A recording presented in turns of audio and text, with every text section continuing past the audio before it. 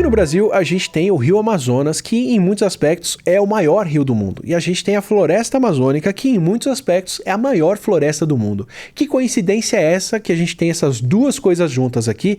E o que gera isso? Como que surge o maior rio do mundo por aqui? Que processo é esse que cria um rio desses? E o que esse rio cria de processo aqui no Brasil para a gente ter tanta biodiversidade e com consequências para o país todo? Isso é uma coisa que é dificílimo de você encontrar por aí, porque você vai ter que ouvir da boca de quem está descobrindo, que é o Pedro Val, que é geólogo formado pela Universidade Federal do Amazonas, que fez doutorado em Ciências da Terra pela Universidade de Syracuse, nos Estados Unidos, e foi pesquisador do Instituto de Oceanografia Scripps. É membro do painel científico para a Amazônia, foi professor adjunto da Universidade Federal de Ouro Preto e atualmente é professor na Queens College University da cidade de Nova York, onde ele estuda a evolução das paisagens na Amazônia e na América do Sul. Bora ter essa conversa fantástica com ele. Pedro, antes de tudo, muito obrigado pelo privilégio, pela sua presença aqui. Falar sobre a Amazônia, mas falar não só do presente, mas expandir isso ao longo do tempo, é algo que eu quero fazer há muito tempo nesse canal. Tem um mapa aqui atrás de mim, de Lego, Mapa Mundi, que eu ia construir para fazer a América do Sul e mostrar os Andes e o que eles fazem. Talvez faça isso um dia, quem sabe você assiste um vídeo sobre isso. Mas aí vem o filho, bolinhas desse tamanho aqui não são recomendáveis para essa criança mexer. Horas para montar um mapa mundi de Lego não existem mais, então isso ficou pro Átila do passado, talvez o Átila do futuro consiga. Então eu vou fazer uma outra abordagem para a gente falar de Amazônia aqui. Ao invés de eu construir um mapa, falar da formação, vou conversar com quem estuda isso e entender isso de fato. Outro parênteses aqui, sonho meu de material de divulgação científica de geologia é encontrar um dia um livro com a história dos rios, que eleja 4, 5 rios importantes no mundo e conte como eles se formaram, como eles foram mudando tudo que tem ao redor, foram mudando a vida que tem lá dentro e depois como a humanidade cresceu ao redor disso e como a gente interage com os rios. Acho que tem muita coisa para se aprender com uma história dessa. E tenho certeza que não tem rio melhor para contar uma história dessas pra gente do que o Amazonas. Então, quero começar com o básico. Por que a gente tem o maior rio do mundo no Brasil, o quão maior ele é em relação ao resto e que tipo de fenômeno que cria um colosso desse aqui, antes da gente poder falar sobre todas as influências que isso traz. E obrigado por estar aqui e poder responder isso. Bom, Átila, antes de mais nada, é um prazer meu estar aqui. Eu que agradeço o convite e fico contente de você estar buscando esse tipo de tema no seu canal, então agradeço demais. Então, sobre o rio Amazonas, né? Ele de fato é o maior rio e bacia hidrográfica do planeta, justamente não só em termos de vazão, né? Então a contribuição hídrica que ele tem para a água doce, né? Que é descarregada nos oceanos, do volume global disso, mas também o seu tamanho, a expansão da sua bacia hidrográfica, né, em termos de área que cobre aí a superfície do planeta, ele também é a maior. E o que torna a bacia hidrográfica, né, como é que a gente forma ela para ela ser desse tamanho? Antes de mais nada, é a estabilidade do continente, né? Então, para começar, né, a gente precisa pintar esse pano de fundo que é a formação do nosso continente, a estabilidade do nosso continente. Mas é uma série de, como eu posso dizer, é uma série de eventos, né, geológicos que levam às condições que permitem a gente formar essa bacia, essa maior bacia do mundo. E eu diria que, assim, né, posso ser um pouco enviesado, mas a bacia do Rio Amazonas, ela é um dos melhores exemplos de interação entre os diferentes sistemas que interagem no nosso planeta. Então, a gente tem os sistemas internos do nosso planeta, que condicionam aí o nosso continente, as montanhas digamos, os gradientes topográficos, né? Como o nosso continente ele tomba para um lado ou tomba para o outro, né? Então, esse tipo de controle, o sistema interno do nosso planeta controla, influencia, e a partir do momento que ele começa a influenciar a superfície, a gente tem os outros sistemas na superfície que começam a atuar, sistemas hídricos e sistemas climáticos. Então, a Amazônia, para contar a história dela, a gente tem que realmente falar de todos esses sistemas interagindo, e eu acho que é um tema fascinante. Eu estou muito feliz de estar aqui conversando com você sobre isso.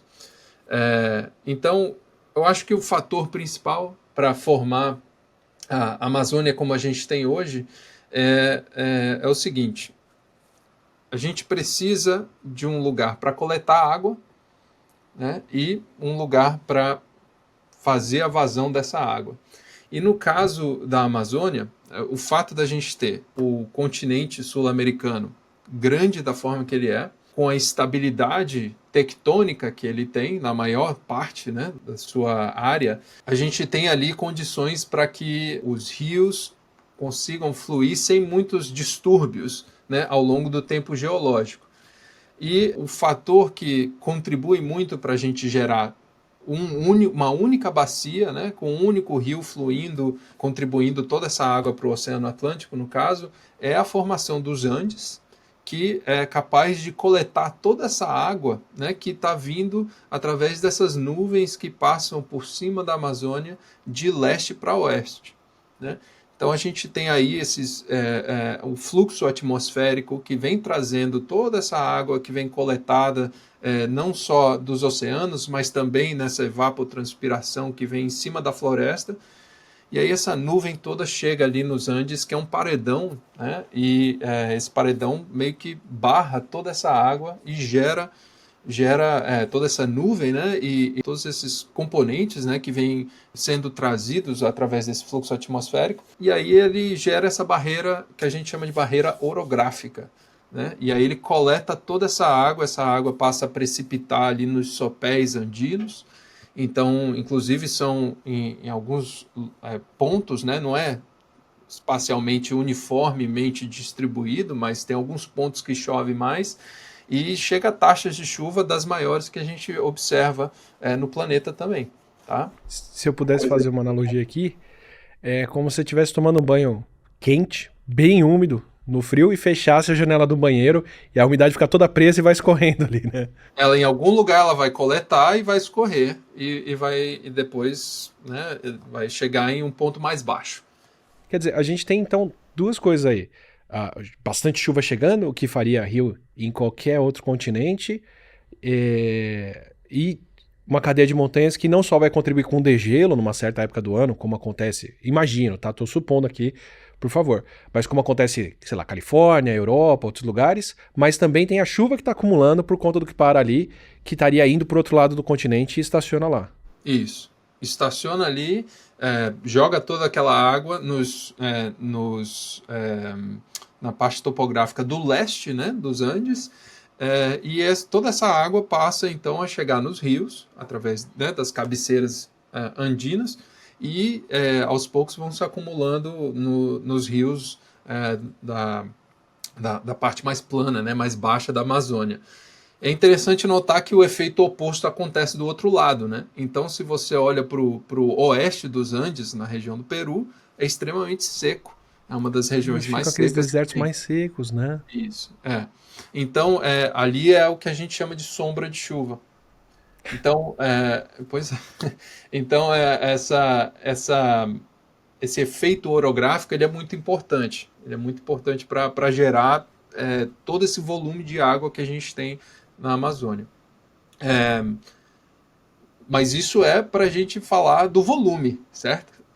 Então a gente, para ter toda essa descarga de água lá no Oceano Atlântico, a gente precisa entender o que gera o curso dos rios em si, né? Então, nesse aspecto, a gente pode entender a Amazônia como ela é hoje, né? Observando a distribuição dos rios que a gente tem hoje, que abarca aí uma Europa inteira dentro da bacia amazônica, de tamanho, certo? Então, mas nem sempre foi assim, né? Então, é isso que é interessante pontuar, é que a um passado geologicamente não tão distante, estamos falando aí de coisa de 5 milhões de anos atrás. Se a gente for contar a história completa, evolutiva, a gente tem que ir até os 10, 12 milhões de anos atrás para entender um pouco sobre como o rio se formou da forma que ele digamos, a sua distribuição geográfica. Então, eu vou aproveitar para formalizar a pergunta, que foi uma falha minha. Como nasce o Rio Amazonas? Como é que a gente consegue dar aliás, qual a idade que ele tem, por exemplo, e como que a gente sabe essa idade? Mas antes de como que sabe, como que nasce um Amazonas? Que idade que ele tem? Então, para a gente entender como é que ele nasce, a gente precisa voltar a falar daquela questão dos sistemas, né? Então, para a gente entender mais ou menos o que acontece, vamos voltar aí em torno de 50 milhões de anos atrás, tá? 50 milhões de anos atrás, o nosso continente sul-americano já tinha, né, há um bom tempo ali, já tinha se separado do continente africano e já estava, né, já tinha se criado aquele Oceano Atlântico. Um E pouquinho mais estreito, mas estava lá. mais estreito, mas ele estava lá e o nosso continente ele estava lentamente migrando para o oeste, certo? E até então, mais ou menos essa marca aí de 50 milhões de anos atrás, a gente tinha uma grande placa tectônica que fazia limite ali com o continente sul-americano na porção oeste dele. Certo. E era a mesma placa que seguia até lá, a boa parte, até o norte, né, noroeste no caso, do continente norte-americano. E essa placa, quando chega em torno de 50 milhões de anos, ela se desfaz em um monte de placas menores. Tá? Até esse momento, a gente tinha ali uns Andes baixinhos, pouco expressivos. Posso dizer que seria algo equivalente à Serra do Mar aqui, por exemplo? Serra do Mar atinge ali os seus 2 quilômetros, mais ou menos, de elevação, por aí. No máximo, é. Então, nos pontos mais altos, por aí. Era uma cadeia de montanhas muito menos expressiva do que ela é hoje. Então, até esse momento era isso que tinha, né? A gente pode falar de zona de subducção, mas eu acho que vou até entrar um pouco nisso para explicar um outro aspecto da questão dos sistemas, né?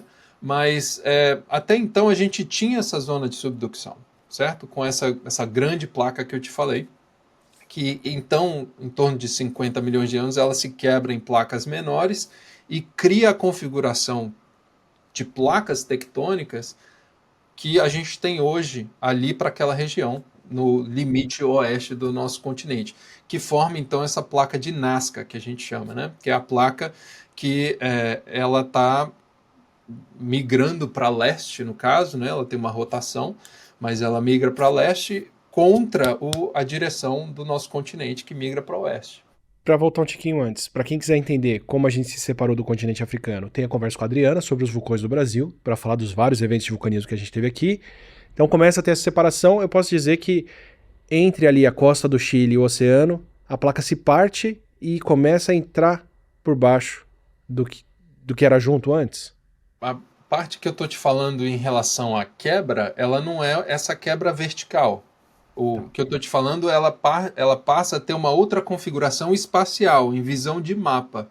Então, em vez dela ser uma grande placa que pega desde o continente sul-americano até o noroeste da América do Norte, essa dimensão geográfica dessa placa, ela se quebra em placas menores. Uhum. Ela está o tempo todo descendo, né, embaixo dos continentes. Tanto é que a gente tinha lá os Andes pouco expressivos nessa época. Entendi. Ela estava descendo. Só que ela era muito maior, né, e ela se quebra em placas menores, e aí a configuração espacial dela passa a ser restrita ali, no caso do nosso continente, a essa placa de Nazca. Né? E tem uma bordinha lá no sul que não importa para a gente nesse momento, mas a gente pode focar na placa de Nazca. E essa placa, ela passa a ocupar quase que a dimensão de norte a sul dela, o centro dela bate mais ou menos com o centro do altiplano, do platô que a gente tem nos Andes. Isso é muito importante entender, porque é a partir desse momento que a gente quebra e forma essa placa de Nazca, que a gente gera a condição para ter um Andes maior. Ah, entendi. Quer dizer, a gente já estava passando por cima dela, ela entrando embaixo da América do Sul, antes. Mas ela se parte em cima e embaixo e aí esse processo fica mais acentuado. Isso. E nessa condição, acontece uma coisa que aí eu puxo a questão dos sistemas. Que até o momento, a gente não tinha criado uma condição em que a confluência entre essas duas placas era forte o suficiente para gerar um Andes alto. Quando a gente gera essa placa de Nazca, ela, junto com essa reorganização tectônica, a gente gera uma condição em que as duas placas começam a se bater um pouco mais forte. Então tem um pouco mais de resistência que o nosso continente gera para a placa de Nazca descer. Ao mesmo tempo, alguns estudos acentuam isso, tem debates sobre isso, mas quando a placa de Nazca está afundando para dentro do nosso manto, centenas de quilômetros aí para baixo, tem um momento em que ela passa a ficar ancorada no fundo do manto, de maneira que ela também não se mexe. E aí ela finca o pé lá, e aí os continentes começam a brigar mesmo. E aí você começa a gerar os Andes. Então não é a gente que empurra ela para baixo, agora a gente está subindo por cima dela porque ela está parada. A gente está numa briga aí, uma colisão de caminhões aí, e só tem para cima, para subir ou para baixo, né, embaixo da crosta, né, no caso. E aí é essa condição, né, que gera toda a energia necessária para você começar a acumular a massa continental necessária para gerar uma cadeia de montanhas mais expressiva e mais larga também, como é o caso dos Andes, no caso do altiplano, que já é ali ele não pega, o altiplano ele não é tão dentro da bacia do Amazonas, mas ele é extremamente importante, porque é a partir do momento que ele começa a ficar mais expressivo que os Andes, eles crescem, a gente pode pensar nos Andes, eles cresceram tudo junto, mas não. Os Andes, em termos de altura, ele cresce ali, a partir do altiplano, existe um gradiente de crescimento para norte e para sul do altiplano. Então, à medida que o altiplano começa a ficar mais largo, né, o platô andino, à medida que a gente vai indo para norte, essa cadeia de montanha vai começando a se soerguer cada vez mais alto também. Então existe uma progressão temporal do aumento, né, da elevação dos Andes para norte. Então cada vez mais norte que a gente vai, mais jovens são essas montanhas. E a mesma coisa para o sul do altiplano. Cada vez mais sul que a gente vai, mais jovem elas são também. Então eu posso dizer que mais para o norte do continente, mais para o sul, você vai ter montanhas mais altas e mais recentes que ainda não foram se desgastando tanto. Eu não diria assim. Na verdade, ao norte, elas não necessariamente são tão mais altas quanto é o altiplano, por exemplo. Eu diria que é o inverso. Elas não são tão altas porque elas não tiveram o tempo geológico necessário para atingir. E aí tem um outro fator que volta na questão do sistema, que é a influência climática. O sistema tectônico, ele está ali, que nem eu te falei, brigando e acumulando massa para gerar essa montanha.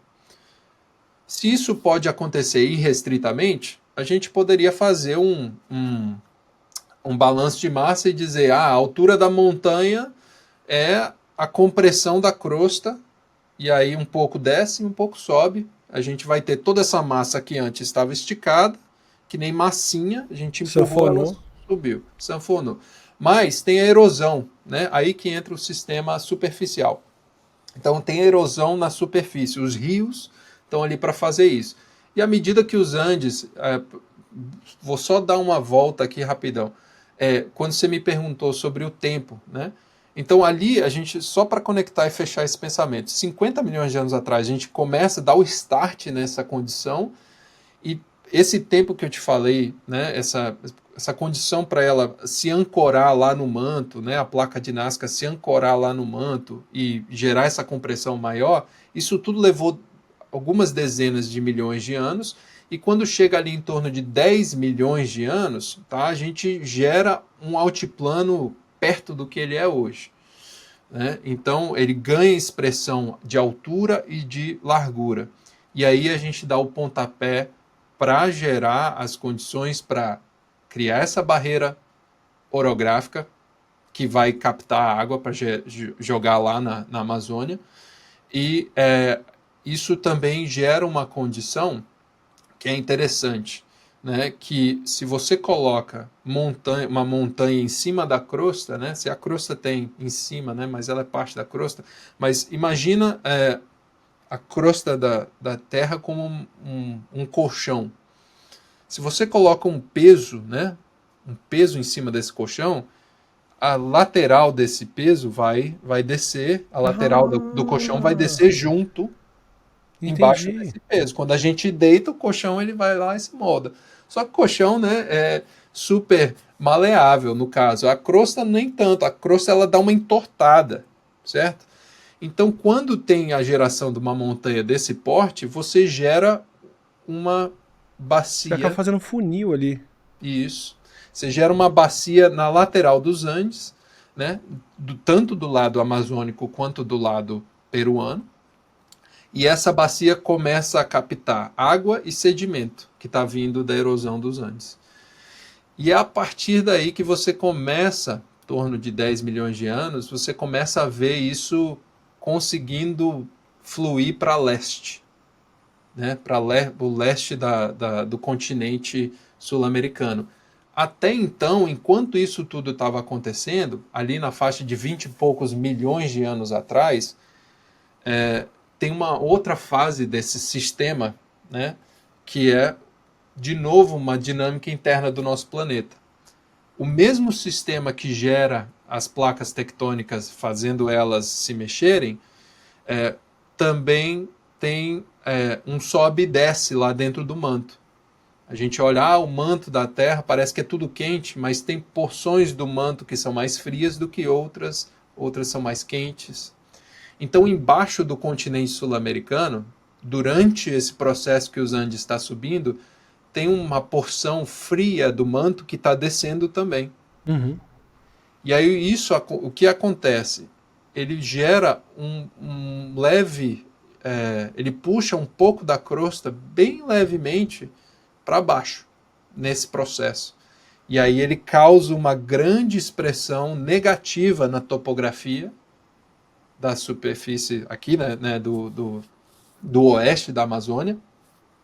Então, junto com aquela bacia que eu te falei que forma por causa dos Andes lá em pé, junto com isso tem uma grande depressão bem larga, de centenas de quilômetros, que é esse manto descendo bem devagar, e ele gera ali uma região muito baixa na topografia da Amazônia, que acumula o que a gente entende ali como uma região super pantanosa, que alguns chamam de mega-lago, né, o mega-lago Pebas. Você já deve ter ouvido falar dele, Sim, mas sim. ali criou-se ao longo desses 20. Ele durou em torno de 15 milhões de anos, se eu não me engano, mas em torno de 20 e poucos milhões de anos atrás, né, existia esse grande lago, não lago no sentido de água para todo lado, mas uma região pantanosa, né?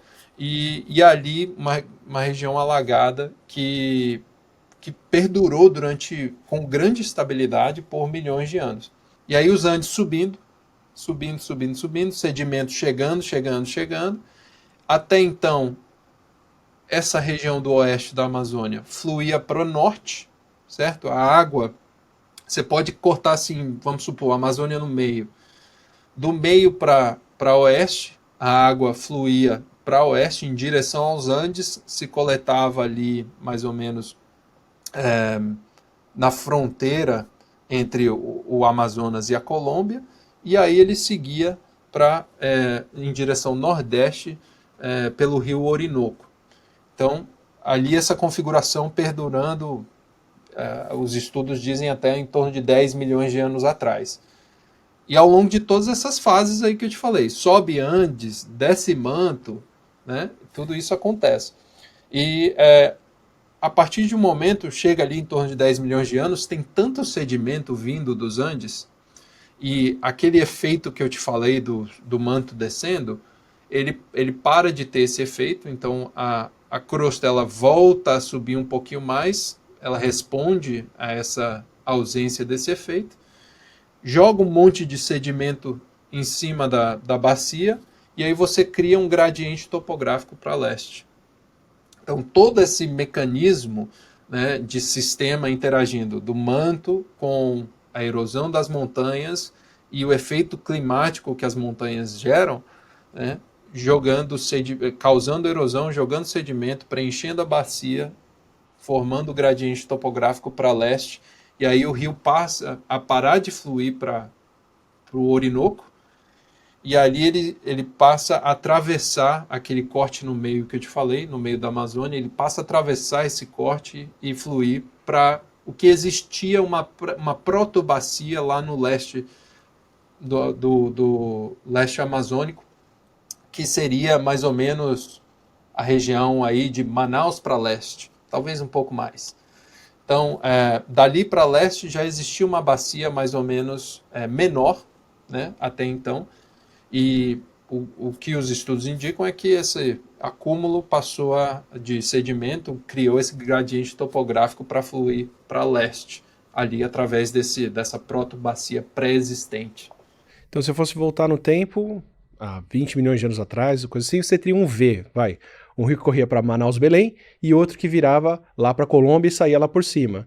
E aí os Andes vão subindo tanto e vão enchendo tanto de terra, ou de sedimento, né, aqui no caminho, que o rio vai envergando, envergando, envergando, até que ele desemboca no outro e junta e faz um rio muito mais longo e muito mais caudaloso, porque agora está colhendo toda a água daí para jogar lá.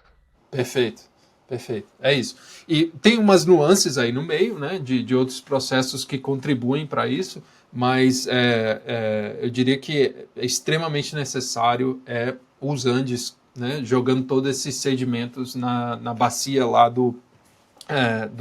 da parte oeste, né, do nosso continente, né, a bacia dos Solimões, bacia do Acre e tudo mais. Como que a gente consegue ver isso? Porque, ok, você tem evidências geológicas do processo. Imagino que você tenha marcas de onde o rio correu por toda essa parte dos Andes que levantou, tem a idade das rochas, mas eu quero puxar a sardinha para o meu peixe. Aliás, quero puxar a brasa para minha sardinha, que é biológica. Inclusive puxar essa brasa para os peixes, porque eu aprendi na graduação, uma das coisas que mais me marcou, que parte dos peixes, e se eu não me engano até dos botos que vivem na Amazônia, são animais do Pacífico e não do Atlântico. Então quem subiu para formar a vida ali no rio, em parte, vinha de lá. Me conta um pouco de como é que dá pra gente costurar coisas tão diferentes para contar a história do rio e saber como é que isso era antes. Bom, essa informação aí do Pacífico, aí não é comigo. Eu precisaria consultar um biólogo para responder essa pergunta. Mas eu consigo te falar que existem espécies já adaptadas para a Amazônia. Lembrando que eu sou geólogo. Tem espécies já adaptadas para a Amazônia que são espécies que adentraram aí o ambiente do continente, né? E passaram então a se adequar às condições da água doce, né? Então a gente tem exemplo de boto, tem exemplo de raias, né? De raias, que eram espécies que puxam aí seus ancestrais de vida marinha, mas já são adaptados para a vida na água doce. Mas para responder essa questão da história, né? Assim, a gente está falando do tamanho do Rio Amazonas, que ele não era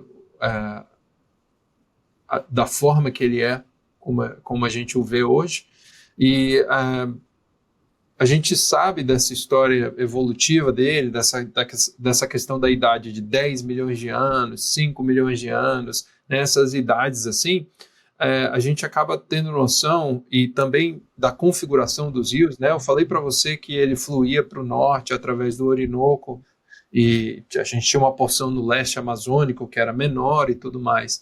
Parte disso a gente sabe por conta dos sedimentos que chegam na foz do rio Amazonas. Então, ali na foz do rio ele tá trazendo e Amazonas depositando ali? tem um acúmulo de sedimentos, tem uma pilha de sedimentos, né? Não só ali, mas um pouco mais afastado da foz também tem no fundo oceânico, tem algumas pilhas de sedimento que podem ser acessadas por sondagem, né? Coloca ali um tubo de perfuração e resgata esses sedimentos na forma que eles foram acumulados, na forma correta, em ordem, né? Em pilha estratigráfica.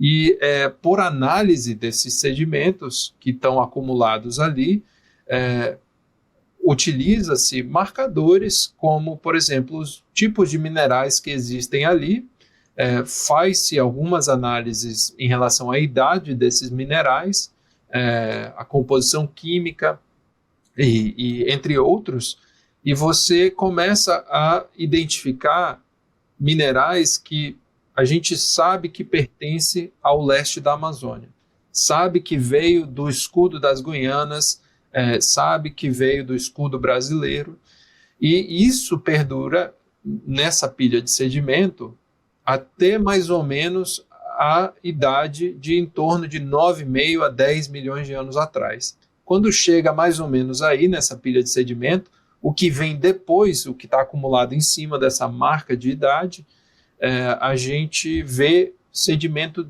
dos Andes chegando. E aí começa a ter uma origem de sedimento que mistura não só os escudos, mas mistura também os Andes. Então, por isso, é daí que vem essa idade de em torno de 10 milhões de anos, né? Então, porque você não consegue, né? Você não consegue colocar sedimento dos Andes lá na foz do rio Amazonas se não tiver um rio levando isso até lá. Uma outra alternativa seria ele vai através do rio Orinoco, é depositado lá no norte do continente sul-americano e, sei lá, por corrente marítima, ele é trazido ali para aquela foz do rio Amazonas. Mas isso não faz sentido, não tem evidência desse processo. Então esse é o mais plausível, né, de interpretar. E aí também olha-se para fósseis, né, fósseis de pólens também que chegam lá nessa região.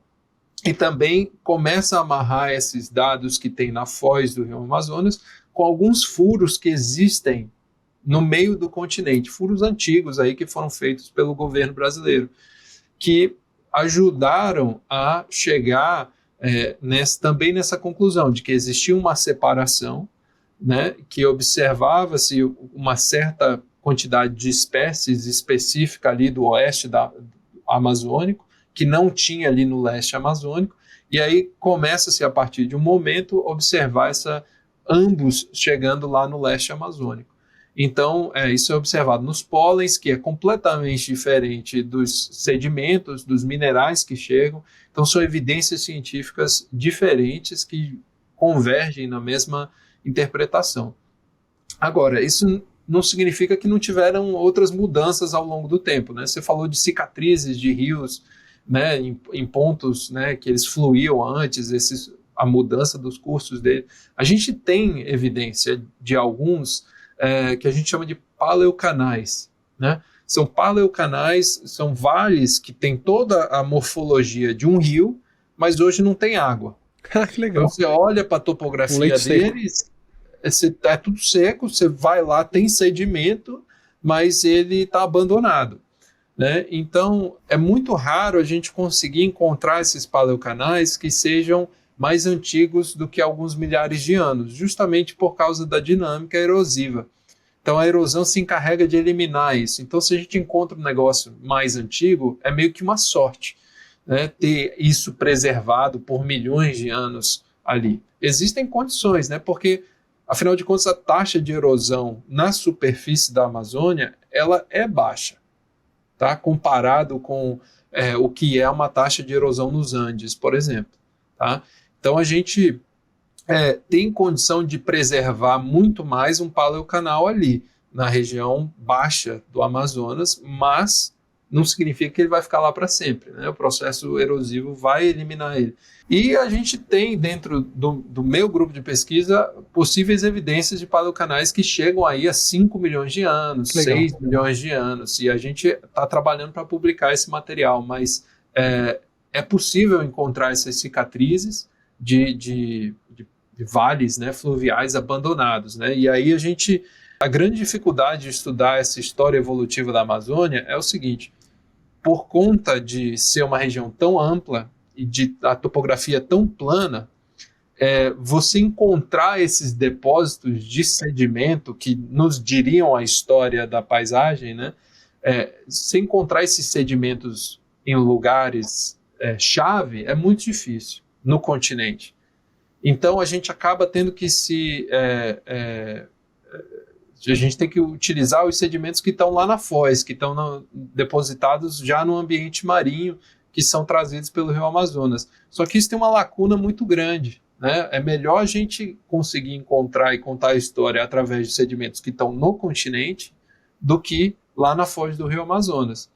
Então tem um projeto em curso acontecendo numa parceria internacional entre pesquisadores, né, de São Paulo e outras regiões do Brasil, pesquisadores americanos, pesquisadores europeus, que é o de perfuração transamazônica, né? Então tem furos que foram feitos no continente, associados para tentar resgatar essa história que está registrada nos sedimentos, né? Então tem furos lá na região do Acre, lá no leste do Pará.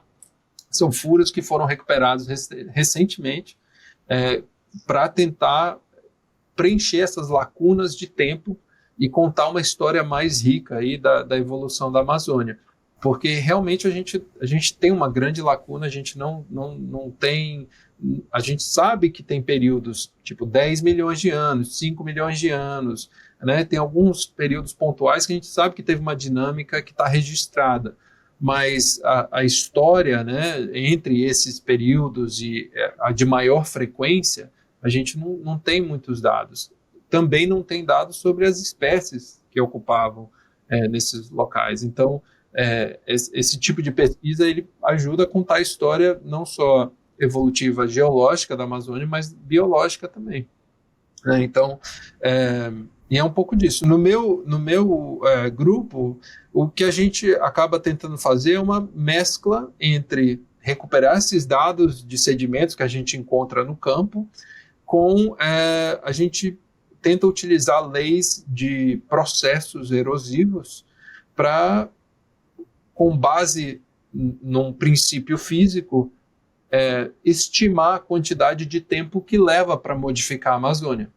Então, justamente pela falta de sedimentos, né, parece até irônico isso, mas tem muitos sedimentos, só que a gente não tem o sedimento certo, né, para datar, para fazer tudo mais.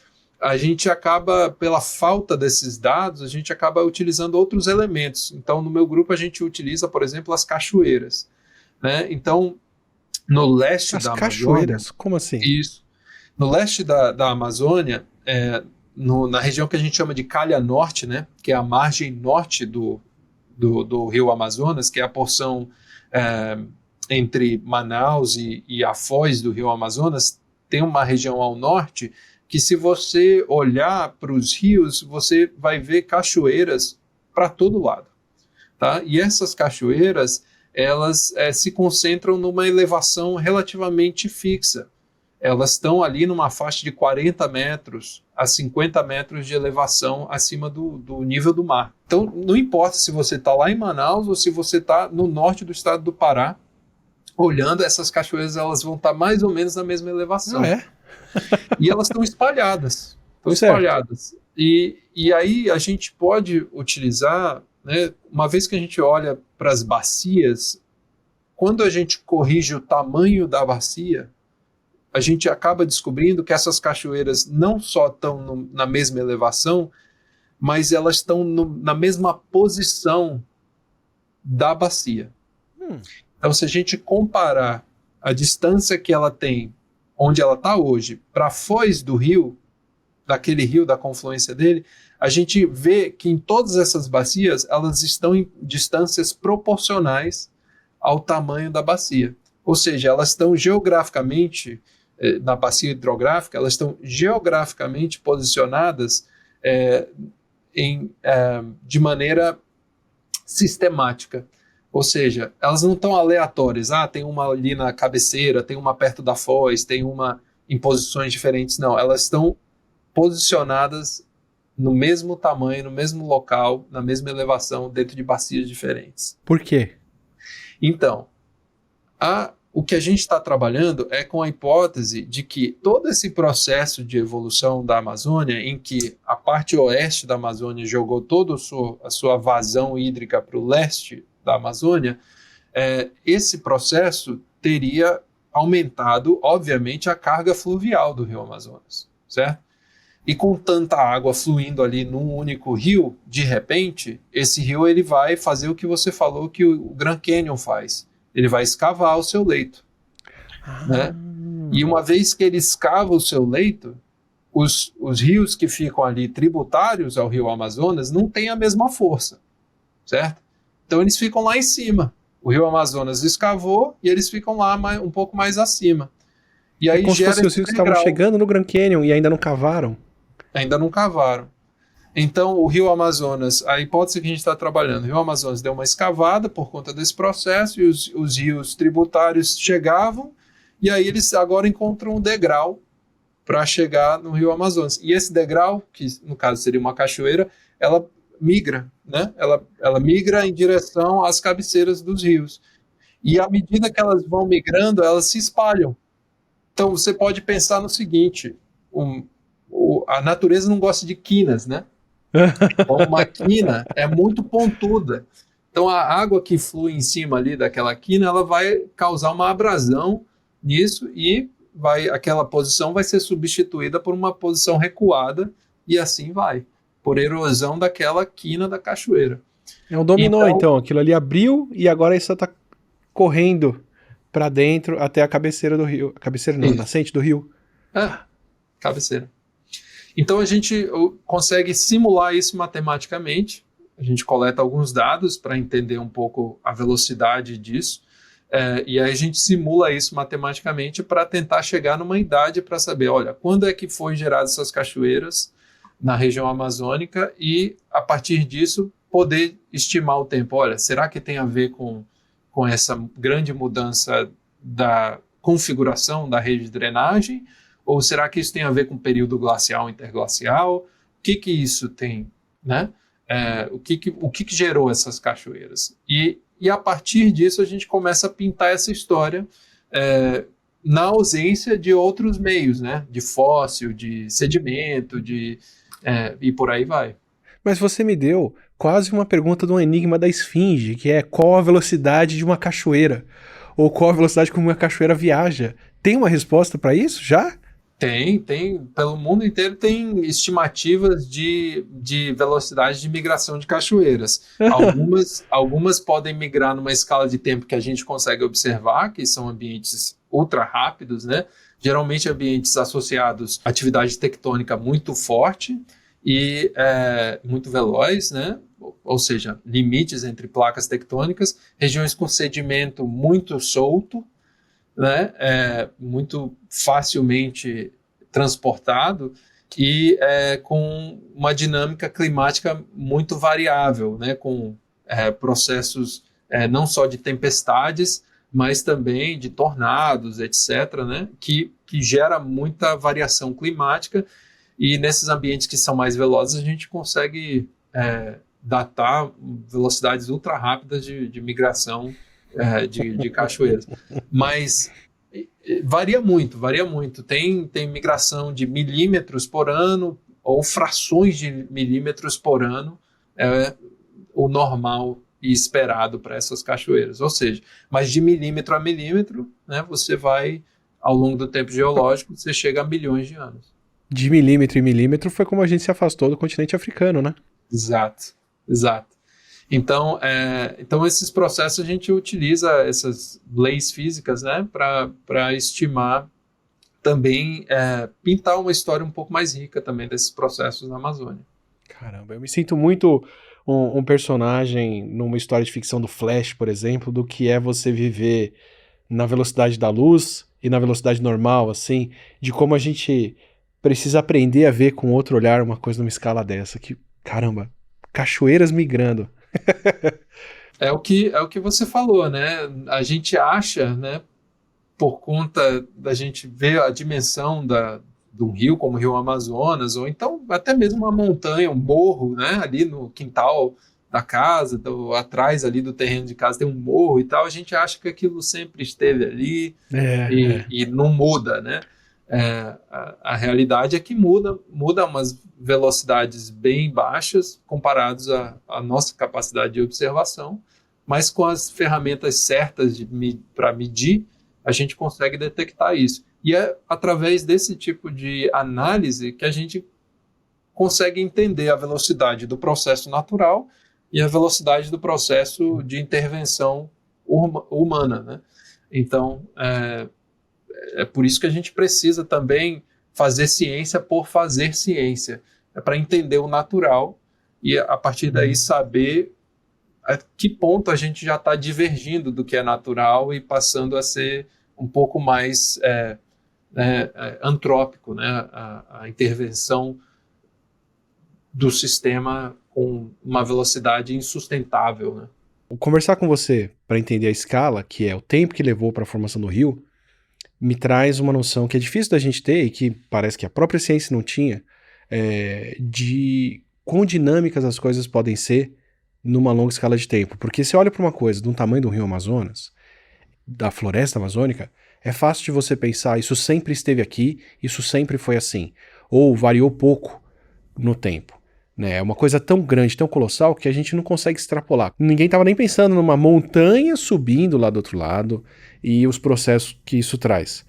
Ao mesmo tempo, daí você fala, bom, isso sempre esteve aqui, então esse recurso vai continuar existindo mesmo se eu consumir ele agora, né? A gente também não consegue extrapolar o tempo que leva para repor o que a gente encontra ali, né? Você transformar uma árvore de 400 anos em taco e palito de dente, sem ter noção de que ela não cresce como um eucalipto, é bastante complicado. E não só isso, né? Não é nem a questão de tentar recriar, né? Colocar de volta, é um lado dessa discussão. O outro lado é a função que cada uma dessas coisas tem ali para sustentar aquele ecossistema, aquela biodiversidade.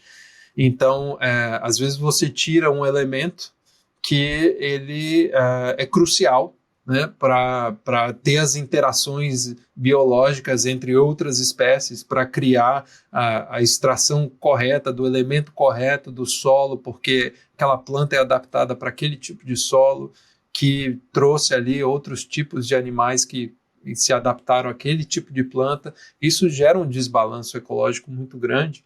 Né, se a gente começar a... Para você ter noção, a gente não tem entendimento desse tipo de impacto, né? Essa cadeia de efeitos em cascata que é gerada por esse distúrbio. A gente sabe essa questão da velocidade, e aí uma vez que você mexe num palitinho, você começa a despencar todo o resto, que é difícil de estimar os danos, né? E ainda quero ter uma conversa com a Marina Hirata, justamente sobre o efeito que a gente tem com as intervenções que a gente está fazendo na Amazônia. Entre outras conversas disso, mas é isso, né? Mesmo na ciência corrente, mesmo querendo pensar sobre o assunto, a gente ainda não consegue estimar como é que isso funcionou. Ainda está estimando. E tem processos que a gente ainda não descobriu, né? Tem processos que acontecem, tanto os processos naturais, quanto os processos da intervenção humana e os efeitos dele. A gente tem tem uma série de coisas que a gente não consegue, ainda não conseguiu dimensionar, não conseguiu captar, né, a interligação dos processos. Então, esse desconhecimento, a gente sabe que ele existe, né, a ciência sabe que ele existe, a gente sabe que há uma degradação em curso, a gente sabe que o tempo é curto, mas a gente não consegue ter nem recurso financeiro, nem recurso humano para investigar tudo isso, né? E até recurso político para conduzir de forma certa, por exemplo, uma questão como exploração de petróleo na Foz do Rio. Né? Quando você vê o governo falando temos que fazer, não tem como evitar, né? Então, isso tudo deve ser feito com base nas evidências científicas, né, do que a gente sabe quais são e quais não são os impactos, né? Então, se for fazer isso em detrimento de uma reserva biológica que a gente tem, que isso esteja avisado, né? E que saiba-se que esse vai ser um recurso que só o Brasil tem e que vai se perder e que ele pode ser muito estratégico. E se a gente não investir nesse entendimento do que é essa biodiversidade, o que ela pode oferecer do ponto de vista de estabilidade, né? Estabilidade econômica e de bem-estar social para a região, a gente pode estar olhando para o curto prazo em detrimento do longo, né? Então, é complicado, é complicado. Pedro, para quem ficou de queixo caído, como eu tô ficando com a conversa, maravilhado com isso, em parte eu já peço para as pessoas se isso levantou perguntas para você sobre como a gente explora a Amazônia, como a gente convive com ela, como a gente preserva, ou como a riqueza de vida surgiu lá. Espera um pouquinho que tem mais não ficção também, a gente vai ter vários outros episódios aqui para falar sobre o Brasil de dentro, e esse é um assunto que não pode faltar. Mas pra gente aqui, pra quem curtiu essa noção de ver uma coisa que tá no presente com uma outra escala de tempo, não falar em 500 anos atrás, falar em 50 milhões de anos atrás. Onde a gente pode saber mais disso? Onde a gente pode aprender mais sobre? Tem algum filme, documentário, texto seu, material que eu posso ler, saber, fazer, acompanhar para aprender mais sobre? Ou vou ter que ir aí, ou vou ter que ir para lá para visitar algum lugar, para ver alguma coisa legal para saber sobre isso? Também seria uma ótima recomendação. Eu acho que para pegar o gancho, eu recomendo a qualquer pessoa, qualquer brasileiro aí ver a Amazônia ao vivo e a cores. Eu acho que é uma realidade tão distante para uma boa parte dos brasileiros que não tem noção do tamanho, não tem noção da cultura, por conta dessa distância mesmo, né? Então, conhecer, eu acho que já ajudaria muito. E eu acho que também conversar com as pessoas numa oportunidade, conversar com moradores locais, com ribeirinhos, com indígenas, eles entendem muito da região, da dinâmica da região, e eu acho que dá para aprender muito com isso. Do ponto de vista científico do que a gente está conversando aqui, que eu tenho tido tempo para colocar à disposição, são esses textos no blog de Ciência Fundamental, organizado pelo Instituto Serra Pilheira, e tem aí alguns textos que eu já escrevi, alguns artigos que eu já escrevi para falar sobre a evolução e a história, como a Terra construiu a Amazônia, como é que a gente pode saber a idade da Amazônia e tudo mais. Ou então, se tiver qualquer dúvida, pode entrar em contato comigo também. Eu demoro um pouquinho para responder, mas eu fico feliz de receber aí mensagens de pessoas que queiram saber um pouco mais sobre a Amazônia, e estou à disposição para responder qualquer coisa que quiserem saber, qualquer curiosidade, e até mesmo novas participações, caso tenha aí outros temas que a gente não conseguiu explorar. Mas é isso. Documentários tem vários. Enfim, podemos puxar uma lista de recomendação aqui, mas desse ponto de vista, dessa discussão sobre a evolução da Amazônia, eu acho que ainda não temos. E tá aí uma oportunidade, e eu acho que já tem gente trabalhando nisso.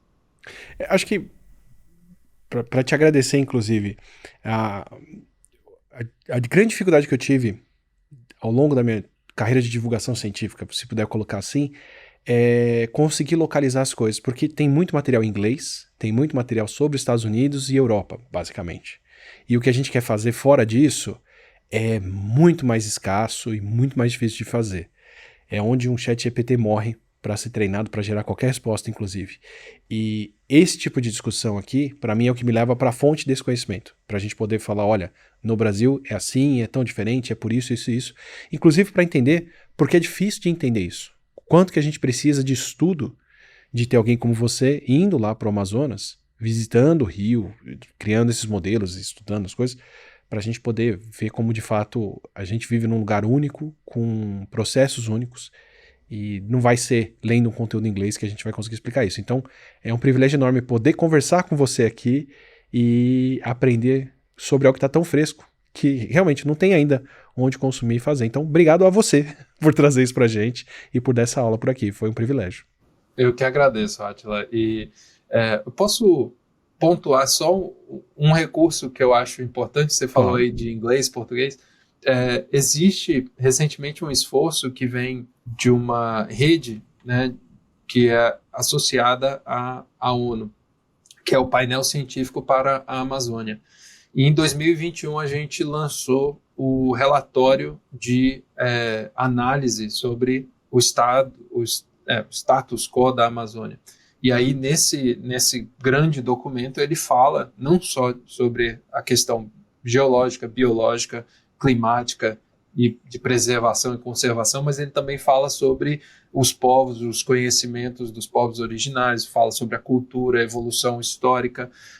E então, em termos de recursos que você me perguntou, eu recomendo dar uma olhada no Painel Científico para a Amazônia, que tem um material em inglês, em português e espanhol, que vale a pena a leitura. Em alguns pontos chega a ser um pouco técnico, mas de toda forma ele ajuda a pintar um bom entendimento sobre a Amazônia.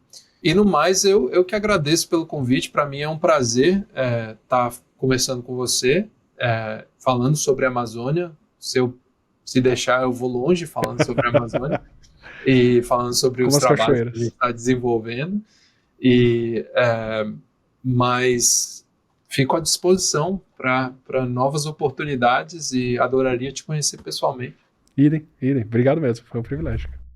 Eu saio dessa conversa com o Pedro maravilhado com a geologia e com como a gente consegue, mesmo tendo uma vida limitada aqui na Terra, tão pouco tempo e tão pouco recurso para entender o mundo, entender um processo como esse que forma um rio que atua ao longo de milhões de anos e que muda um continente e gera tanta diversidade de vida. É surreal, inclusive, como um processo desse gera, inclusive, os recursos que estão lá agora, como ouro, que fazem ser uma região tão disputada, tão conflituosa e com problemas que colocam em risco toda essa biodiversidade que o rio criou por lá e que cresceu junto com ele.